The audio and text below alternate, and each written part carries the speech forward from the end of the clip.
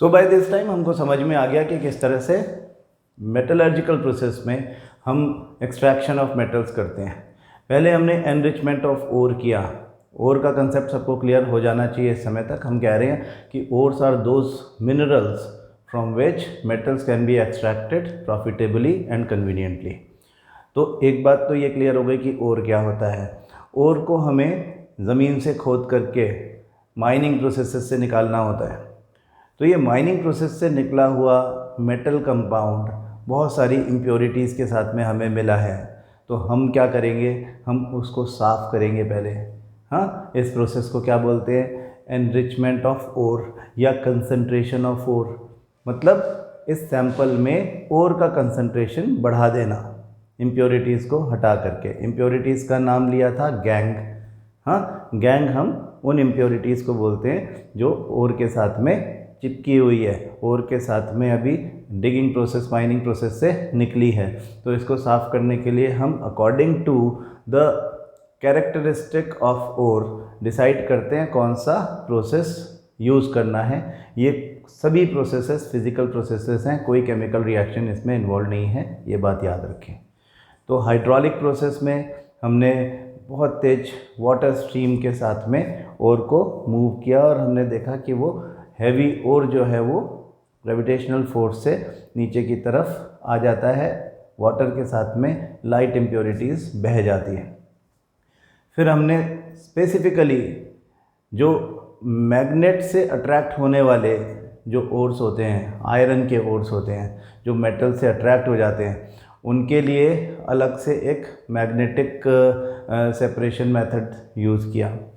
Sulphide ores जो हैं जिनमें सल्फ़र जुड़ा हुआ है मेटल के साथ में केमिकली, उनको हम बोलते हैं मेटल सल्फाइड ओर्स। जैसे कि जिंक का था जिंक ब्लेंड, कॉपर का था कॉपर ग्लैंस, या फिर मर्क्यूरी का था सिनाबार। ये वाले ओर्स को अलग करने के लिए एक स्पेशल मेथड, एनरिच करने के लिए स्पेशल मेथड यूज़ किया जिसको हम बोलते हैं फ्रोथ फ्लोटेशन मेथड। और फ्रोथ फ्लोटेशन मेथड में हमने पाइन ऑयल के साथ में, वाटर और पाइन ऑयल के साथ में ओर को मिक्स कर दिया और फिर उसमें बहुत प्रेशर के साथ में जब एयर पास करेंगे तो फ्रोथ सरफेस पर जो फ्लोट करने लग जाएगा, सल्फाइड ओर्स उसके साथ में स्टिक होकर के सरफेस पर फ्लोट करने लग जाएगा और हम उसको निकाल करके साइड में रख देंगे। तो इस तरह से अलग अलग तरह के ओर्स को एनरिच कर लिया जाता है।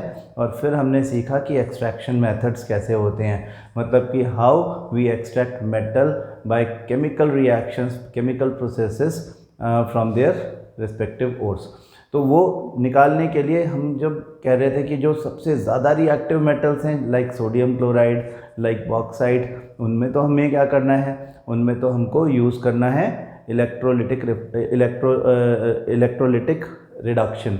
इलेक्ट्रोलिटिक रिडक्शन मतलब कि उनको इलेक्ट्रोलिसिस करके और उनको पहले मोल्टन फॉर्म में कन्वर्ट करते हैं, फिर इलेक्ट्रोलिसिस करते हैं। तो जो सोडियम का आयन है या मेटल का, जो भी मेटल हम कर रहे हैं उसका जो आयन है वो कैथोड के ऊपर जा कर के डिपॉजिट हो जाएगा। पॉजिटिवली चार्ज है, कैटायन है, तो कैथोड पे जा कर के डिपॉजिट हो जाएगा। तो हमें 100% प्योर मेटल इस प्रोसेस से मिल जाता है, रिफाइनिंग की ज़रूरत नहीं पड़ती। मॉडरेटली रिएक्टिव मेटल्स हैं जो कि जनरली सल्फाइड्स या कार्बोनेट्स की फॉर्म में मिलते हैं, उनको हम ऑक्साइड्स में कन्वर्ट करते हैं। अगर वो ऑलरेडी ऑक्साइड्स हैं, जैसे मेटल के ऑक्साइड्स हमारे आयरन के ऑक्साइड्स मिलते हैं, हीमेटाइट, मैग्नेटाइट, अगर हमें ऑलरेडी वो ऑक्साइड फॉर्म में मिल गए हैं तो हम with the help of a reducing agent like carbon उनका रिडक्शन करते हैं, उनमें से ऑक्सीजन निकालते हैं और हमको मेटल मिलता है इम्प्योर फॉर्म में। अगर वो ऑक्साइड नहीं है, सल्फाइड हैं या कार्बोनेट हैं, तो हम पहले उनको ऑक्साइड में कन्वर्ट करते हैं और ऑक्साइड में कन्वर्ट करने के बाद फिर वही उनको कार्बन के साथ में, जो कि एक रिड्यूसिंग एजेंट है, वो कार्बन के साथ में रिडक्शन करके मेटल्स निकालते हैं। तो सल्फाइड को ऑक्साइड में कन्वर्ट करना और कार्बोनेट ओर को ऑक्साइड में कन्वर्ट करना, दोनों अलग अलग प्रोसेसेस हैं जिनको हम रिस्पेक्टिवली, जब कार्बोनेट को कन्वर्ट कर रहे थे ऑक्साइड में तो हम कहते हैं कैल्सिनेशन। इन लिमिटेड एयर, बहुत बहुत कम एयर में, ऑलमोस्ट एब्सेंस इन एयर, हम जब उसको एक्सेसिव हीट प्रोवाइड करते हैं तो जिंक का ऑक्साइड बन जाता है। जब मैं बात कर रहा हूँ कैलामाइन की, जिंक कार्बोनेट, और का नाम है कैलामाइन। कैलामाइन की जब हम बात करते हैं तो हम कहते हैं कि वो कैलामाइन जो है जिंक कार्बोनेट है, जिंक ऑक्साइड में कन्वर्ट हो जाएगा। जिंक ऑक्साइड में कन्वर्ट हो जाएगा upon providing heat in limited air. और जब आप जिंक सल्फाइड को in presence of excess of air, excess of oxygen, जब आप एक्सेसिव हीट प्रोवाइड करते हो तो फिर वो भी कन्वर्ट हो जाता है ऑक्साइड में। तो कार्बोनेट को इस तरह से लिमिटेड एयर में ऑक्सीजन में, ऑक्साइड में कन्वर्ट करने की प्रोसेस जो होती है उसको हम कैल्सिनेशन कहते हैं। और सल्फाइड ओर को जो खूब सारी ऑक्सीजन के, खूब सारी एयर की प्रेजेंस में, एक्सेसिव एयर की प्रेजेंस में जब हम हीट करते हैं और वो ऑक्साइड में कन्वर्ट हो जाता है तो उस प्रोसेस को हम रोस्टिंग कहते हैं। Calcination and roasting both are the processes to form metal oxide, so that this metal oxide can be used in a chemical reaction in which this oxide can be reduced to metal। तो reduction के लिए appropriate reducing agent like carbon use करना ज़रूरी है। हम वो use करके और मेटल ले लेंगे, ये मेटल भी इम्प्योर होगा।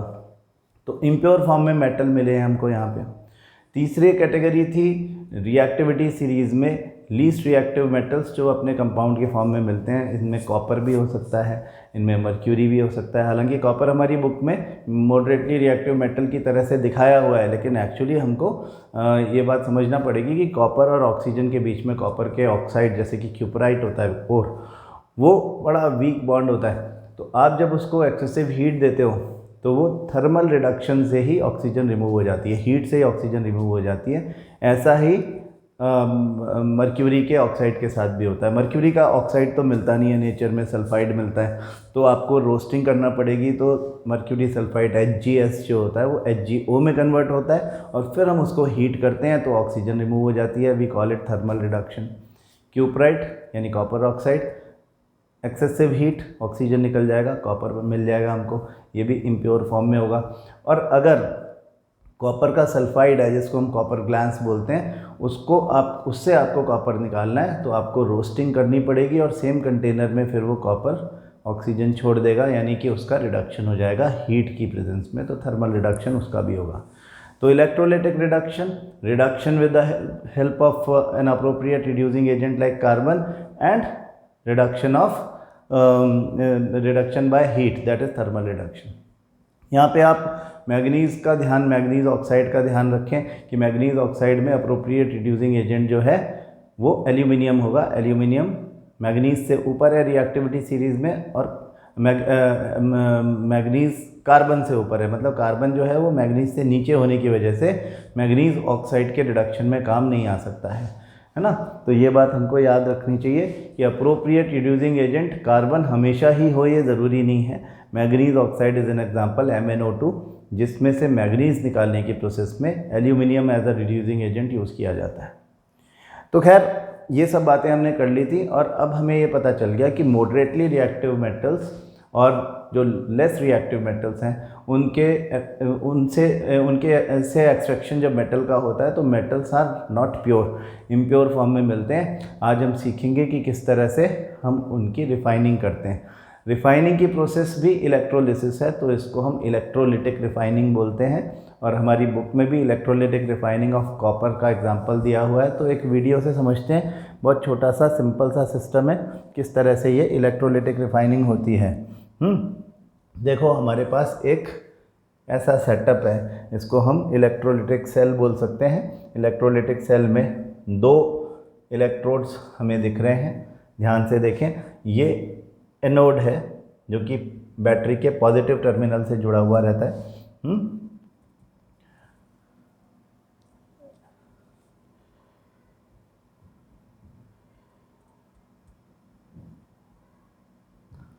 This is anode, this is cathode, ये बैटरी के नेगेटिव टर्मिनल से जुड़ा हुआ है। एनोड पर हमने रखा है इम्प्योर कॉपर। यहाँ पर इम्प्योर कॉपर रखा है। और जो कैथोड है उस पे हमने 100% प्योर कॉपर की एक थिन स्ट्रिप रखी है। थिन स्ट्रिप क्यों रखी है?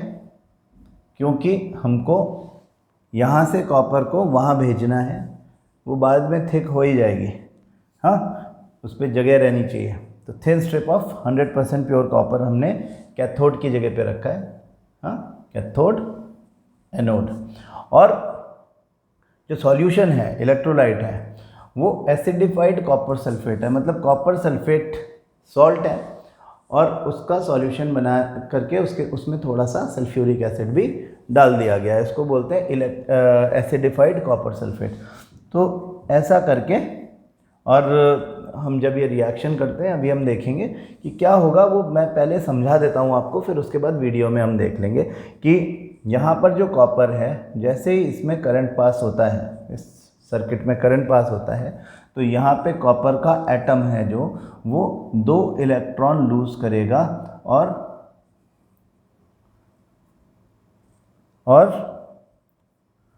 कॉपर का आयन बना देगा। Now the copper ions are into solution. ये कॉपर आयन जो है सॉल्यूशन में आ गया, ठीक है। This will get attracted towards the negatively charged cathode, वहाँ पे जाएगा। तो कैथोड पे क्या, ये तो एनोड पे हो रहा है ना, ये चीज़ तो एनोड पे हो रही है। कैथोड पे क्या हो रहा है? कैथोड मतलब कैटायन क्यों अट्रैक्ट होता है कैथोड की तरफ? क्योंकि वो इलेक्ट्रॉन रिच इलेक्ट्रोड है, तो उस पर इलेक्ट्रॉन्स हैं, वहाँ पे 2 इलेक्ट्रॉन की जो शॉर्टेज हो गई है वो लेने जाएगा। तो Cu+2 जब वहाँ जाता है तो 2 इलेक्ट्रॉन्स गेन कर लेता है, और 2 इलेक्ट्रॉन गेन करते ही कॉपर का एटम बन जाता है, यहाँ पे डिपॉजिट हो जाता है।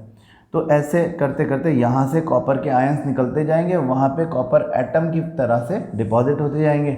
ये थिक हो जाएगा, ये थिन हो जाएगा। जो इम्प्योरिटीज़ यहाँ पर बीच बीच में हैं वो नीचे इकट्ठा हो जाएंगी, उनको हम बोलते हैं एनोड मड। हाँ, एनोड मड, एनोड के नीचे इकट्ठा हुई वो इम्प्योरिटीज़ हैं जो इलेक्ट्रोलिटिक रिफाइनिंग की प्रोसेस में कहीं और जा नहीं सकती हैं। बस इतनी सी चीज़ इसमें देखनी है, इसका डायग्राम बना करके आपको प्रैक्टिस करना है, आपका इलेक्ट्रोलिटिक रिफाइनिंग कंप्लीट हो जाएगा।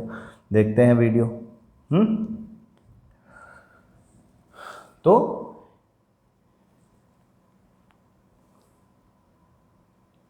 इसमें इलेक्ट्रोलाइट की जगह एसिडिफाइड कॉपर सल्फेट है, एनोड में इम्प्योर कॉपर लिखा है, जो कैथोड है वो प्योर कॉपर का थिन स्ट्रिप है, याद रखें, ये थिक है वो थिन है। हाँ, इसमें करंट जैसे ही पास होने लग गया, कॉपर सल्फेट का जो एसिडिफाइड सॉल्यूशन था वो CuSO4 कॉपर और सल्फेट आयंस में डिवाइड हो गया। कॉपर यहाँ से 2 इलेक्ट्रॉन लूज करके निकला तो Cu+2 हो गया। Cu+2 जो है वो अब अट्रैक्ट होगा towards the cathode to gain electrons. तो कॉपर का आयन गया कैथोड के पास और कैथोड से 2 इलेक्ट्रॉन ले लिए, 2 इलेक्ट्रॉन ले लिए तो वो अब एटम बन गया, एटम बन गया तो यहाँ पर डिपॉजिट हो गया। तो ये ऐसे होता जाएगा, इधर से आयंस निकलते जाएंगे और जो आयंस सॉल्यूशन के हैं वो वहाँ जाते जाएंगे और धीरे धीरे ये थिक हो जाएगा, ये थिन हो जाएगा। तो फिर यहाँ पर हमें दिखेगा क्या, एनोड मड, ये इकट्ठा होता जा रहा है, द इम्प्योरिटीज़ वो इस तरह से अलग हो जाएंगी और हमको कैथोड के ऊपर 100% प्योर कॉपर मिल जाएगा। इतना सा प्रोसेस है, इसको हम बोलते हैं इलेक्ट्रोलिटिक रिफाइनिंग। अगर आप अपनी बुक में देखोगे तो उसमें भी आपको ये वाला डायग्राम मिलेगा, ये देखो। हाँ, ये electrolytic refining of copper, the electrolyte is a solution of acidified copper sulphate, the anode is impure copper whereas the cathode is a strip of pure copper, on passing electric current pure copper is deposited on the cathode. तो electrolytic refining, यहाँ पे इस चीज़ को ध्यान रख लें, underline कर लें। Electrolytic refining, many metals such as copper, zinc, tin, nickel, silver, gold etcetera refined electrolytically. In this process, the impure metal is made the anode and the thin strip of pure metal is made the cathode. A solution of the metal salt is used as an electrolyte. The apparatus is set up as shown in figure this. On passing the current through the electrolyte, the pure metal from the anode dissolves into the electrolyte. An equivalent amount of pure metal from the electrolyte is deposited on the cathode. The soluble impurities go into the solution, whereas the insoluble impurities settle down at the bottom of the anode and are known as anode mud. That's it. So with this our chapter metals and non metals is over. Metallurgical process भी पूरा का पूरा यहाँ पर ख़त्म हो जाता है. ठीक है, आई होप आपको ये सब इजीली समझ में आ गया होगा. फिर भी अगर कोई डाउट है तो you can talk to me on phone और you can send your questions on WhatsApp. Thank you.